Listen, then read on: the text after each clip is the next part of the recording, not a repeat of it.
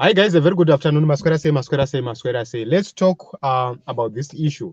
There are vote rigging allegations. These are 2018 vote rigging allegations, but we want to look at those details so that we see what lessons we can take from them. So I'm going to play an audio from somebody who made that audio, so that we look deep into that audio and see whether it is true, or if it is true, we find ways and avenues to make sure that we deal with it as we go to 2023.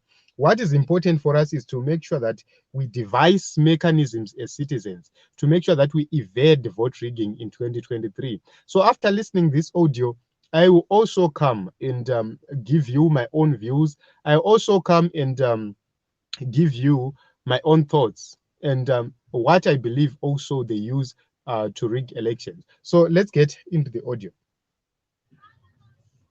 Chisa mbama chisa hama dzangu ndati ndikuyambire ndoda kuti munditeerere mundinzwisise. Inini ndiri agent yeZANU-PF by default. Chakaita kuti ndive agent yeZANU-PF ndechekuti madhara andinogara nawo ndeemusangano, saka kuti ndigare nawo in peace ndinenge ndichingotaura nyaya dzavo dzemusangano vachifungidza kuti. Saka zvakaitika ndezvekuti last Monday yapfuura takabva tashedzwa paZANU-PF headquarters from 8 to 12 o'clock nevakuru vemusangano vanonzi Chingadhuwe. Rigging varume iriko, ndoda kuti munditeerere, mukushe shoko iri, mufambise shoko iri. Hozi kubva na8 kusvika na12 4 hours idzodzo taidzidziswa kuriga. Chinzwai number 1 rigging. Musi unonovhotwa panodiwa anonzi maparty agents vari 3. Mumwe anenge ari panze paya panosvikira vanhu vari paline, mumwe anenge ari padhoo paya panopinda munhu akunovhota, mumwe anenge akamira mukati paya pachapihwa munhu bepa rekuti anovhota. Saka zvinoitika ndezvekuti aiwo number 1 rigging iripo ndeyekuti munhu achisvika, hanzi ukangoona akapfeka chitsvuku chinova chinorizembla kara yedu isusu yechinja, ibva wasuspekta munhu iyeye, wobva wamumisa pasaidi, womuti wakapfeka regalia. Munhu iyeye akangoita hasha kana noise, ibva wamudisqualify uchimuti uri wechinja, tobva tatobisirwa munhu wedu. Bhozi paunoita hasha paya unobva watanga kuti vanhu veZANU-PF chichi watoita hasha, watoonekwa bato rauri iwewe, handitika, wobva watodisqualify. Number 2, slip iya yekuvhotesa yaya haina basa. Chiri kunyanyodiwa uka chitupa nepassport nedrivers license. Saka zvinhu izvozvo izvi, passport yako ingoita kunge yakadzima, handitika.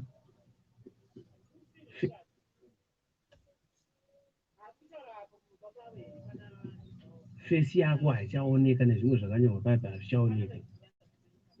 Ukangoona akuitisa nharo, ibva wakumbira iwewe agent, polling agent. Kana nchiti polling agent ndikuda kuti munhu weZEC asiri webato rakwe, weZEC anenge arimo mukati mwenyu, unokumbira kuenda kukombiyuta unoti aiwa, imi kana muchiti chitupa changu ichi hachisi kuoneka, hatitaipei zvatiri kuona pachitupa apa tione kuti hazvibudise face yangu here, because panotaikwa madetails ako face yako iyo inobva yabuda.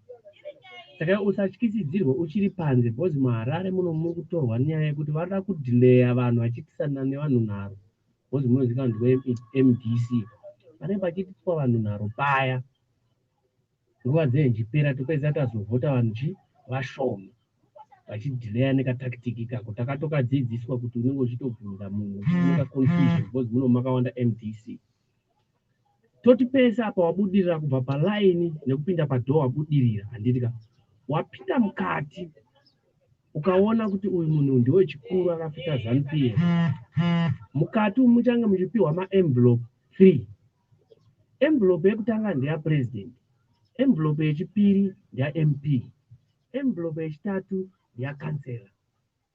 Kune mamwe kuchazoitwa maseneta mune muchipihwawo envelope idzodzo, handitika, but make sure pachapihwa maenvelope 3. Saka zviripo apa ndezvekuti munhu asiri wezeki ukamona akupa vanhu envelope ibva wasimudza ruoko wobva watonyora kuti zvawakuita izvo hazviitwe. Munhu achatipa maenvelope ndowezeki, ende cheka maenvelope apiwa munhu nemunhu wezeki kuti pane rakansela, pane ramp, pane rapresident, nekuti pane chitsotsi chiri kunzi takataura nevezeki kuti pamunopa munhu wedu maenvelope handitika munomupa ari 3 instead yekuti yakansela neyaMP neyapresident vanobva vamupa ese ari 3 apresident. It means panovhota vanhu 10,000 veZANU-PF, 1 vese vachipiwa maenvelope 3 apresident. It means pane pavhota vanhu 30,000. Saka make sure munhu achamirira MDC kwese kwauriko kumudhara, amai sekuru handitika cheka kuona kuti munhu wezeki apa munhu kuti envelope inoti papresidential, MP, kansela, wotoona kuti zveshuwa ndiwo aapuwa achienda kunovhota. Chimwe chitsotsi ndechekuti panouya vanhu vaya manje vasingaone vane urema hwavanahwo, munhu uya anosarudza munhu waanoda kuti amuvhotese. Akasarudza munhu waanoda kuti amuvhotese handitika imimi munonzi mirai a distance of 10 meters, asi munhu uya anotenderwa kuti ataure kuti isa vhoti yangu pana Chamisa. Zvamunonzwa imimi asi makamira uko, wapedza kuita vhoti iyoyo, iye wacho ambaza kuita vhoti, apedza kuita vhoti iyoyo anofanirwa kukuratidza imimi tu vemapolitical parties murungo motoona kuti ndeshuwa ndopaiswa nemunhu, yobva yaiswa mubhokisi. Make sure ari kuiswa mubhokisi ripi rakaringana nekuti kana yanga avhotera president Chamisa mubhokisi remapresidents, rema-MPs mubhokisi rema-MPs, rema-councillors mubhokisi rema-councillors. Bhokozi panze futi pane chitsotsi chati chaita chekuti tikaona kuti papresidential ndopa vari kuda kuhwina ivo, saka vanobva vati MP anosvika kupresidential, pachavainga mapresidential ayaka vanongotora bhozi anenge anzi ZANU-PF, vanongotora vachiisa kwavo. Muri kupanzwapo? Chimwe chitsotsi ndechekuti mavhoti akuverengwa manje. Polling officer, kana ndichiti polling officer ndikureva munhu wezeki, ndiye anoskobvisa key kana kuti svombonoro kana kuti siu rinenge rakasila bhokisi riya. Saka zvaanosweta munhu uyu anoskobvisa key iyoyo, imimi makatarira, obva awaridza mapepa patebhuru ari kuverengwa. Saka mutemo wemapepa anogurupwa, kana ari aChamisa anogurupwa ari to 10 10 10 10 10 10 10 10 10. Munyatsonzwa ka? Agurupwa ari 10 10, usabvume kutumwa kutere, usabvume kudii, usabvume kubhaizika. Hatichitomboda munhu anomira ipapo kana uchiziva kuti une chirwere chaunacho, usabvume kutomboita agent, bozi unotikostisa nekuda kwechirwere chako. Haisi mhosva kuita chirwere but unotikostisa. Zvanzi ipapo achiverengwa ari 10 10 10. Ukangoona kuti munhu weMDC akabwaira, ingoseta kana alamu panongorira foni yako iwewe handitika iye paanopopota achiti dzima foni tiri busy chiitika, uchinetsa naye mumwe ngazve mapepa ake achiwedzera pane 10 10 aka achitogurupa. Usatombotiitira misarinya kana uchiziva kuti munhu weMDC zvako zvekuda kudii zvekunetsa nevanhu musiwo hakuna. Ziso rako ngariwe riri pamunhu weZANU-PF, ende anenge ane tag yaanenge achapiwa nezeki inenge yakatoti this is ZANU-PF agent. Averengwa kudaro handitika iwewe futi unobvumirwa kunoverenga eZANU-PF uchipenengura zvinotaura kuti ndiye ZANU-PF here ese ari apo akarongwa 10 10 here, unobvumirwa kudaro bhozi mukukaunda handitika. Waverenga ese apedza kuverengwa handitika iwewe waita total yako, unobvumirwa kusevha total yako pafoni pako wotitumira, but pane fomu rinonzi 11VL handitika 11VL, fomu ramunopiwa nezeki. Usaende usina kuona kuti fomu iroro rasainwa, usabve usina kuona kuti Results anamirwa pamadziro. Bhozi vakati vanhu veMDC vanowanzofara vobva vasiya vasina kusaina mafomu. Iroro fomu rinonzi 11BL iroro ndo fomu rinokwanisa kumanipuletwa, whereby imimi pamupedza kuverenga unofanira kunofira fomu iyo kuratidza kuti manhamba atawirirana apa zveshuwa ndo ZANU-PF, zveshuwa ndo MDC, wobva wasaina iwewe. Even wasaina, mabhokisi iwaya achatakurwa kuenda kunonzi command center. Saka zvaunogona kuitwa nezvekuti unonzi mota yazara iwewe, handitika. Saka number 1, iwo kana wanzi mota yazara, sendera mukuru wako maresults. Wosendera mukuru wako picture yemaresults, because achanamirwa pamadziro uritori mutemo unotenderwa neZAC. But asati atakurwa kuenda nawo, anodzorerwa futi mubhokisi moya moya, rosirwa pakare. Kii yacho panokiiwa nekukinurwa paya, panosirwa futi ponamwa nekasiwa. Handitika, muri kunyatsondinzwa. Nhasi na 5:30 tiri kutodzokera paEasy Park pana 40 paipa kunodzidziswa chimwe chitsotsi chichaitwa, ende chichiri kuitwa. Mangwana ndokupai update. Saka make sure kana maakuisa vanhu, isai vanhu vakachangamuka vanoziva maths. Usabvumirwa kuplazirwa mavhoti ako, usabvumirwa kurongerwa mavhoti AMDC nemumwe munhu. Munhu kana achibata mavhoti ako ngaangocheka chete, achicheka akapedza wokuziva kuti waona chii mutenderano ndizvozvo.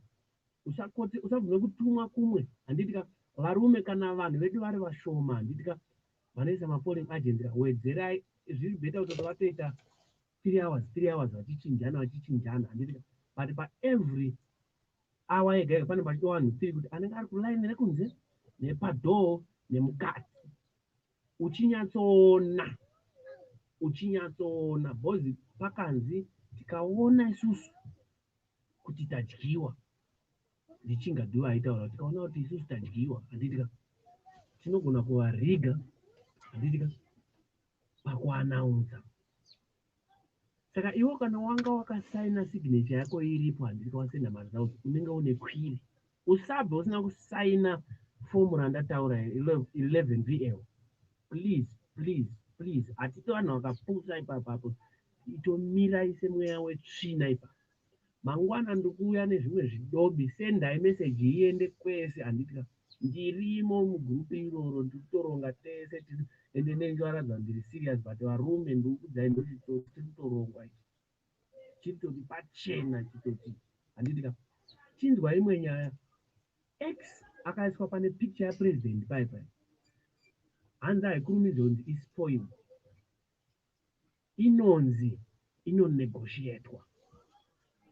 Negotiator X iyo kuti apota pekuisa, but X paanoda kuisa ndepanani? Pana president. X wako iwewe bepa rinonzi ispoiled, handitika. Maki iyaya haizi spoiled, handitika. Ukatika so haizi spoiled. Even X wako akaprotruda tumaningiri tuyatuya, tumaloops tunopfuura tuyatuya, haizi spoiled. Spoiled ndeyekuti panonosangana tumatsetswa kuti atwa X tunomeka X tuyatu, tukazoenda paline rebox, hatichazivikanwa kuti tiri kusaidi kupi. Iroro ndo rinonzi spoiled. Or any message inonyorwa paungada kuvhota, handitika, iyoyo inonzi ispoiled, handitika. But T na X haazi maspoiled, anotenderwa. Izvozvo takatoudzwa zeki izvozvo ndotozviziva. Vaitenge varipo vamwe vacho vezeki vakazova late, tapedza kuudzwa chitsotsi. Nhasi tiri kuudzwa chimwe chitsotsi futi. Mangwana nokutumirai chitsotsi chese, but varume musafa makanyeperwa. Vakatokonfirma kuti pari kudiwa neMDC pekuti ballot riprinwa, handitika. Ipapo ndo patisiri kudawo, ndo patinogona kuyambukira. Vari kutozviziva kuti vakaroveka vanhu. So guys, this is an audio from 2018 elections. We brought this audio so that we discuss issues which were being raised here. Number one, let's look at this issue, at the issue of polling agents. I believe that for CCC to win the election, we really need agents in 2023, and especially in the rural areas where we don't have where ZANU-PF has been dominating for a very long time, and there is massive voter intimidation. That is where we need serious polling agents. And these polling agents must be aware of what needs to be done. They must be thoroughly trained, and they must be trained by trustworthy people. Why do I say so? Is because ZANU-PF does have a tendency of manipulating results. Just imagine that the people who are polling, who are ZEC agents there, are the teachers in those rural areas. Here is the thing. Teachers in the rural areas are being used as ZANU-PF polling agents, as ZEC polling agents there. So what is going to happen is that if the ZANU-PF is influencing everything in that area, they cannot deny ZANU-PF. When ZANU-PF does have its own agents, so for an example, the last by-election we had, I went to my rural area. I voted in my rural area. What was happening is that there was no CCC polling agent at the place I voted for, at the polling station I voted at. There was no CCC agent. No single CCC agent was there. So you can actually see that these are ZANU-PF agents only. So what is going to happen? Nobody knows what is going to happen next. Nobody can confirm that are these the real results or not. So people are just winning with wide margins in some areas. But because there are no agents, we cannot dispute, we cannot do anything. If you go to Zambia, the elections officer where Zambia, where UPND was able to dispute some results because he was part of everything. The polling agents had transferred or had transmitted the V11 forms. I don't know what they call them in Zambia, but they had transferred or they had given their leaders the necessary information. So when they were doing tallying, you are using the real V11 from each and every polling station. That is what is very important. That is what we need. So we need agents at every center. The reason why I am coming with these issues is so that we have people who are volunteering to be agents in your rural areas. Be just a volunteer. Fund yourself, Maria Chikafu, Maria transport, and everything. Make sure that you are representing your political party in terms of making sure that there is accountability at every polling station. And they can't imagine being beaten up. Zando will lead with or without rigging. Yes, we will lead, but we need to reduce the chances of ZANU-PF rigging. We need to make sure that ZANU-PF is cornered to an extent where they don't just rig easily. So we need a whitewash in 2023. And that needs people who are on the ground, serious people who are on the ground, so that we don't know whatever they are planning, we don't know. So what is very important is for us to be prepared enough to beat them. Always we need to make sure that we have proof of the election results. So it is very important with polling station, you take a photo, you send it, you take a photo, you send it, you take a photo, you send it. We compile everything constituency by constituency, ward by ward. So this issue of election agents is a very, very, very, very critical and very, very important, because pese pari kudzvanyirirwa munhu weCCC hakuna ari kuzviona. Pese pari kudzvanyirirwa kana kuti pari kuitwa anything, pari kuverengwa mavotes and so forth, hapana ari kuzviona. So be the person are willing to be an agent kumusha kwako. Be a person are willing to be an agent iwewe ku constituents kwako kana kuti ku polling station kwako, without being paid anything. Just volunteer, your food, your transport, everything. make sure kuti kana uchitori neaccess yemotorbike, iva nemotorbike yako, so that you run around. So if we can mobilize kuti ini ndikaenda kuruzevha kwangu papolling station pangu ndikava nevanhu vangu 10 vandiri kushanda navo in terms of overseeing the election kuti iri kumbofamba sei. There is something which I witnessed pandakaenda kumusha. I questioned this. Ndakanzi nyora zita rako, ndichitanga kupinda I was told to write my name, and I questioned this. Why am I being told to write my name here? That is very important. I saw a lot of people always also raising the same issues to say tainzi nyora mazita pamado. I saw it on social media. Other people are actually confirming kuti vaitonyorwa mazita pamado. And the issue is to intimidate you, because munenge makaudzwa kuti zita rako richanyorwa pado pauchanopiwa ballot paper mukati rinenge rine serial number, zvichazoitwa tally zita rako neserial number. That is what you are told. So basically munhu akanoona that situation, eventually anoenda unovhotera pasiripo, because he has been told already, has been intimidated already. So I believe that this is very important information, and we need to take these things seriously. Even if there are some flops he made during his presentation, some of the things he raised as things which are really happening. So what we need to do is to be prepared, is to be serious, is to be on the ground, and to be watchful. Let's make sure that we are prepared for victory in 2023. We can't afford to leave any stone unturned. We need to unturn everything. We need to make sure that we undo everything which has been done by ZANU-PF for a very long time, because we cannot afford to have another term with ZANU-PF. We need to win the elections in 2023. We need to make sure that we remove ZANU-PF, but it is our coordinated effort which is going to assist us, which is going to help us. So voter manipulation is there, but with that voter manipulation, we need to win the elections. So every day we'll be coming here talking about how best we can win these elections. I know for a fact that we are going to win these elections. We just need to make sure that we constantly communicate about these issues. Thank you very much for coming. Gatungo subscribe by to like, comment, and share. Please don't forget to ring the bell so that Pesi Partner in the Live, you get notified about all these programs. Thank you very much for coming. Thank you very much for your support. 2023 is coming. Let's register to vote. Let's mobilize for voter registration.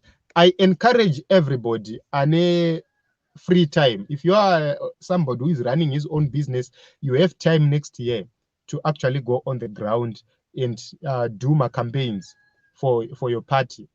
Please sacrifice enda kumsha kwako. Ngatite operation munhu wese kumsha kwake. That will help us kuti patinenge tiri kumusha and we are talking with the people vari kumusha, they will feel kuti for sure these guys are serious. What is it they've come there say kuti vachizotaura about this message? They will feel kuti yes, we are together. So let's go kumamisha kwedu, toenda tonovhotera ikoko, toenda tonoita make sure kuti we win the elections in 2023.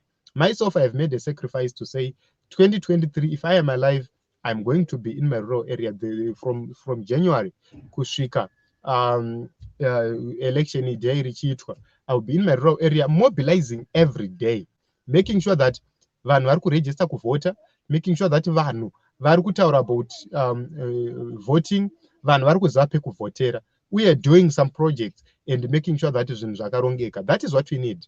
I hope some of you will be able to join and will be able to push for that come 2023. So Team Zimbabwe, elections are coming, the victory is coming, change is also coming. Let's register to vote and make sure that we win in 2023.